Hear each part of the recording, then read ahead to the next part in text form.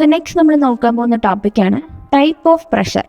അപ്പോൾ type of pressure നമുക്ക് മനസ്സിലാക്കാനായിട്ട് ഒരു ഡയഗ്രത്തിലൂടെ മനസ്സിലാക്കാം. അതായത് ഈ ഡയഗ്രത്തിൽ ഫസ്റ്റ് ഡേറ്റം കാണിക്കുന്നത് എന്താണ്? അബ്സല്യൂട്ട് സീറോ പ്രഷർ ആണ്. അബ്സല്യൂട്ട് സീറോ പ്രഷർ എന്ന് പറഞ്ഞ കണ്ടീഷൻ എന്ന് വെച്ച് കഴിഞ്ഞാൽ അവിടെ പ്രത്യേകിച്ച് പാർട്ടിക്കിൾസോ മോളിക്യൂൾസോ ഒന്നും തന്നെ ഇല്ല. സോ അതുകൊണ്ട് തന്നെ പ്രഷർ ഉണ്ടാകാനുള്ള ചാൻസ് ഇല്ല. സോ അവിടെ പ്രഷർ ഇല്ല. അബ്സല്യൂട്ട് സീറോ പ്രഷർ കണ്ടീഷനിൽ പ്രഷർ ഇല്ല.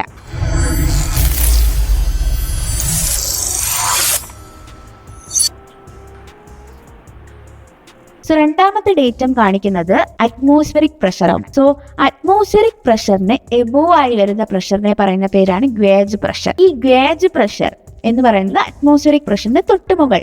സോ അറ്റ്മോസ്ഫിയറിക് പ്രഷറിനെ റെഫറൻസ് ആക്കി താഴോട്ട് വരുന്ന പ്രഷറിനെ പറയുന്ന പേരാണ് vacuum pressure or negative gauge pressure. ഇനി അബ്സല്യൂട്ട് സീറോ പ്രഷറിനെ റെഫറൻസ് ആക്കി വരുന്ന പ്രഷറാണ് അബ്സല്യൂട്ട് പ്രഷർ. ഓക്കെ, അപ്പൊ ഇതൊക്കെയാണ് മെയിൻ ആയിട്ടുള്ള pressures.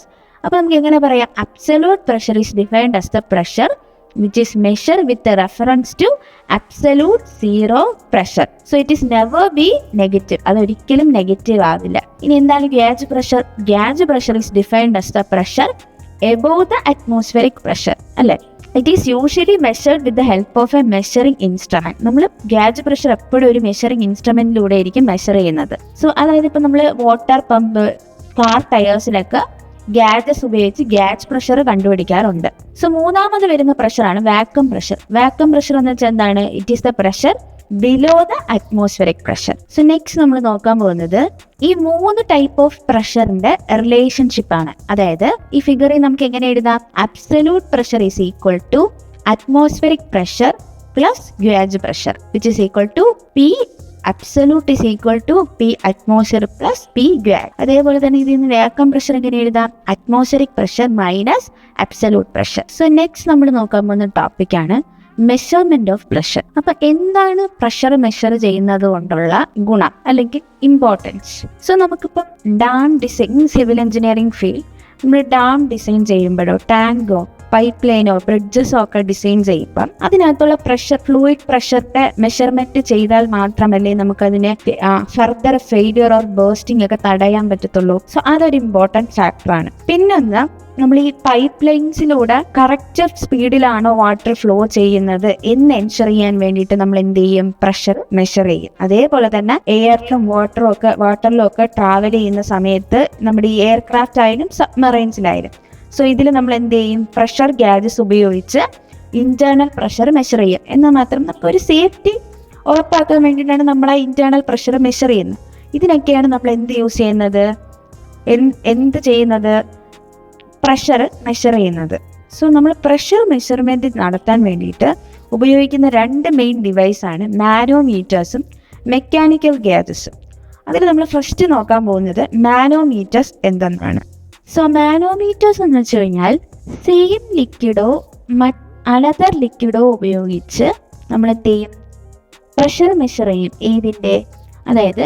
അതായത് മാനോമീറ്റേഴ്സ് എന്ന് വെച്ച് കഴിഞ്ഞാൽ pressure measuring devices which are based on the principle of balancing column of liquids whose pressure is to be measured by same liquid or another liquid. അതായത് they are pressure measuring devices ആണ്. അത് ഏത് പ്രിൻസിപ്പിളിനെ base ചെയ്തിട്ടാണെന്ന് വെച്ച് കഴിഞ്ഞാൽ, അതായത് ഒരു column of ലിക്വിഡിനെ balance ചെയ്തുകൊണ്ട് അതിൻ്റെ പ്രഷർ നമ്മൾ സെയിം ലിക്വിഡോ അല്ലെങ്കിൽ അനദർ ലിക്വിഡോ ഉപയോഗിച്ച് മെഷർ ചെയ്യുന്നതിനെയാണ് മാനോമീറ്റേഴ്സ് എന്ന് പറയുന്നത്. ഇപ്പം ഇതിൻ്റെ ഡെഫിനേഷൻ കേട്ടാൽ നിങ്ങൾക്ക് ആർക്കും ഒന്നും മനസ്സിലാവില്ല. ഇതിൻ്റെ ടൈപ്സും പിന്നെ ഇതിൻ്റെ ഒരു ഡയഗ്രാമാറ്റിക് റെപ്രസെൻറ്റേഷനും കണ്ടാൽ മാത്രമേ എന്താണ് മാനോമീറ്റേഴ്സ് എന്ന് ക്ലിയർ ആയിട്ട് മനസ്സിലാവുകയുള്ളൂ. So manometers there are 2 types. ഏതൊക്കെയെന്ന് വെച്ച് കഴിഞ്ഞാൽ സിമ്പിൾ ആൻഡ് ഡിഫറൻഷ്യൽ. സോ ഇത് രണ്ടുമാണ് നിങ്ങൾക്ക് മെയിൻലി പഠിക്കാനുള്ളത്. സോ സിമ്പിൾ മാനോമീറ്ററിന്റെ 2 ടൈപ്സ് ആണ് പീസോമീറ്ററും യൂട്യൂബ് മാനോമീറ്ററും. സോ സിമ്പിൾ മാനോമീറ്റർ എന്ന് വെച്ച് കഴിഞ്ഞാൽ അതിൻ്റെ ഒരു point of its end connected to a point where pressure is to be measure. അതായത് ഒരു പോയിന്റ്, ഈ സിമ്പിൾ മാനോമീറ്ററിന്റെ ഒരു പോയിന്റ് എന്ത് ചെയ്യും? ഒരു എൻഡ് എന്തുമായിട്ട് കണക്ട് ചെയ്യാം? ഏതിൻ്റെ പ്രഷറാണോ കണ്ടുപിടിക്കേണ്ടത്. അപ്പോൾ ഇവിടെ പൈപ്പാണ്, പൈപ്പിനകത്തുള്ള ഫ്ലൂയിഡിൻ്റെ പ്രഷറാണ് കണ്ടുപിടിക്കാനുള്ളത്. സോ ഒരു എൻഡ് അതുമായിട്ട് കണക്ട് ചെയ്യും, മറ്റൊരു എൻഡ് എന്ത് ചെയ്യും, അറ്റ്മോസ്ഫിയറുമായിട്ട് കണക്ട് ചെയ്തിട്ടായിരിക്കും ഇരിക്കുന്നത്.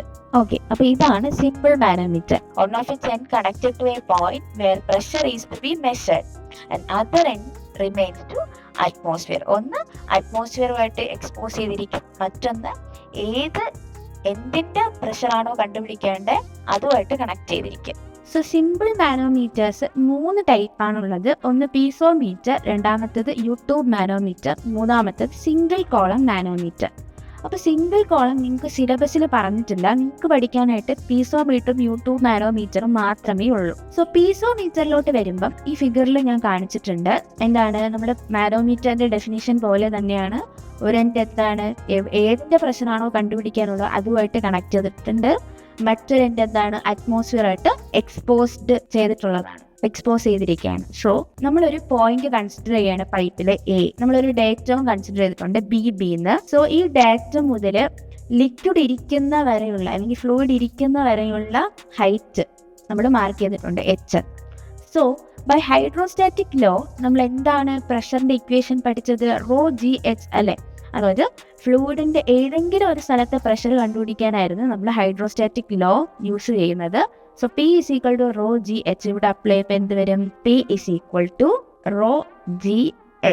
സോ ഇതിന്റെ യൂണിറ്റ് എന്താണ്, പ്രഷറിന്റെ unit Newton/m² or pascal. So ഇതാണ് പീസോമീറ്റർ. സോ യൂട്യൂബ് മാനോമീറ്റർ എന്ന് പറയുമ്പോൾ it consist of a glass tube bend in U shape അല്ലെ. അതായത് ഒരു ഗ്ലാസ് ട്യൂബാണ് which is in bend shape. So ഈ ട്യൂബില് ജനറലി ഉള്ളത് മെർക്കുറിയോ അല്ലെങ്കിൽ നമ്മൾ ഏത് ഫ്ലൂയിഡിന്റെ പ്രഷറാണോ കണ്ടുപിടിക്കാനുള്ളത്, ഫ്ലൂയിഡിന്റെ സ്പെസിഫിക് ഗ്രാവിറ്റിയെക്കാളും കൂടുതൽ സ്പെസിഫിക് ഗ്രാവിറ്റി ആയിട്ടുള്ള ഫ്ലൂയിഡിനെ ആയിരിക്കും നമ്മൾ ട്യൂബിൽ യൂസ് ചെയ്തിട്ടുണ്ടാവുക. അതായത് ഇപ്പം നമ്മൾ ഈ പൈപ്പ് കണ്ടല്ലോ, ഈ പൈപ്പില് ഹൈ പ്രഷർ ആയതുകൊണ്ടാണ് ഇവിടുത്തെ ലിക്വിഡ് ഇങ്ങോട്ട് റൈസ് ചെയ്തത്. സോ ഈ സൈഡിനെ നമ്മൾ എന്ത് ചെയ്യും, ഇതിനെ റൈറ്റ് ലിംബെന്നും ഇതിനെ റൈറ്റ് ലിംബെന്നും ഇതിനെ ലെഫ്റ്റ് ലിംബെന്നാണ് പറയുന്നത്, അല്ലെങ്കിൽ റൈറ്റ് കോളം ലെഫ്റ്റ് കോളം, അങ്ങനെയാണ് നമ്മൾ യൂഷ്വലി പറയാറ്.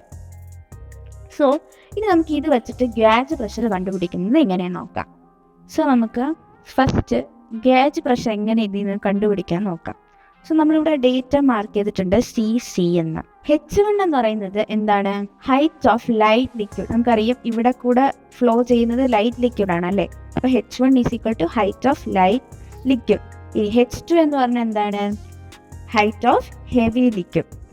സോ നമുക്ക് റോ1 എന്ന് വെച്ചാൽ എന്താണ്, ഡെൻസിറ്റി ഓഫ് ലൈറ്റ് ലിക്വിഡ്. അപ്പം ഡെൻസിറ്റി നമുക്ക് സ്പെസിഫിക് ഗ്രാവിറ്റി അറിയായിരുന്നാൽ ഡെൻസിറ്റി കണ്ടുപിടിക്കാൻ എന്ത് ചെയ്യാം, specific gravity into density of water. So അത് ചെയ്യുമ്പോൾ നമുക്ക് ലൈറ്റ് ലിക്വിഡിന്റെ ഡെൻസിറ്റി കിട്ടും. അതേപോലെ തന്നെ ഹെവി ലിക്വിഡിന്റെ ഡെൻസിറ്റി നമുക്ക് കണ്ടുപിടിക്കാൻ പറ്റും, വിച്ച് ഇസ് 1000 ഇൻറ്റു S2 എന്ന് പറഞ്ഞാൽ specific gravity of heavy liquid. ഈ CC എന്ന് പറയുന്ന ഡേറ്റത്തിന് മുകളിലായിട്ടുള്ള റൈറ്റ് കോളത്തിലെയും ലെഫ്റ്റ് കോളത്തിലെയും പ്രഷർ എന്താണ്, ഈക്വൽ ആണ്. സോ അത് ഒരു ഇമ്പോർട്ടന്റ് പോയിന്റ് ആണ്, നോട്ട് ചെയ്യുക. സോ നമുക്ക് ഇനി പ്രഷേഴ്സിനെ ഇക്വേറ്റ് ചെയ്യാം. അതായത് ലെഫ്റ്റ് കോളത്തിന് എബോവ് ആയിട്ടുള്ള പ്രഷർ എങ്ങനെ നമുക്ക് പറയാം, അതായത് CC ഡേറ്റത്തിന് മുകളിലായിട്ടുള്ള ലെഫ്റ്റ് കോളത്തിന്റെ പ്രഷറിനെ നമുക്ക് എങ്ങനെ എഴുതാം, ഈ പൈപ്പിലുള്ള ഫ്ലൂയിഡിന്റെ പ്രഷർ അല്ലെ, അത് നമുക്ക് PB എന്ന് മാർക്ക് ചെയ്യാം. ദെൻ പ്ലസ് ഈ ഹൈറ്റിൽ വരുന്ന ഫ്ലൂയിഡിന്റെ pressure which is equal to ρ1gh1. Okay, so PB plus ρ1gh1.